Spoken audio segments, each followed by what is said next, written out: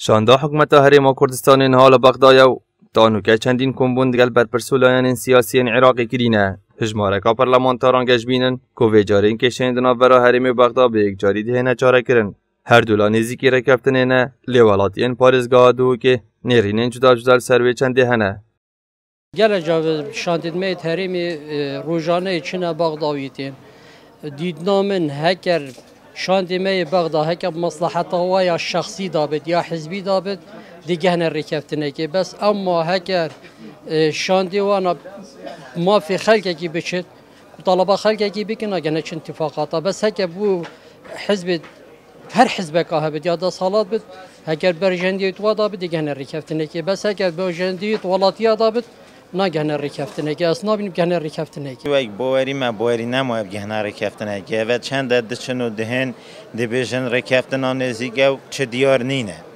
هندی بینه دش نویره اگه مصلحت وقت دابیدن دره کهون اگه دانه بیدرک نه کهون و یک حکمت و راستیشی دشته که باش بهتر کنن با حالاتی باش هنر رکفتن بهتر کنن.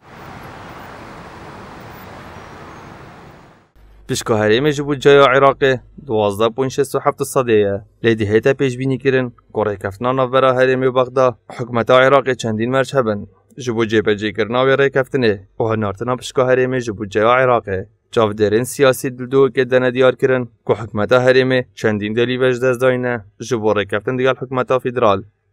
زبانه که امر رکفتنه که دماهی که بیت بشن رکفتنه که بکنج بر کو گلک درفت بو هرم کردستان چه بون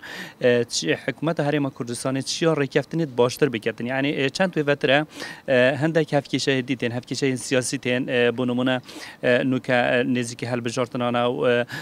طرفین حزبین شیعی و حزبین دی همیت تاتی ناس خرخت یعنی گلک بزحمت ترکت یعنی وقت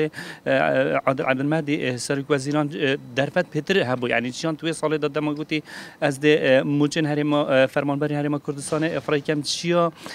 حکومت هرم کردستان چیا خود درفتش وی ببینید لی اوه همین نهاد نکرد.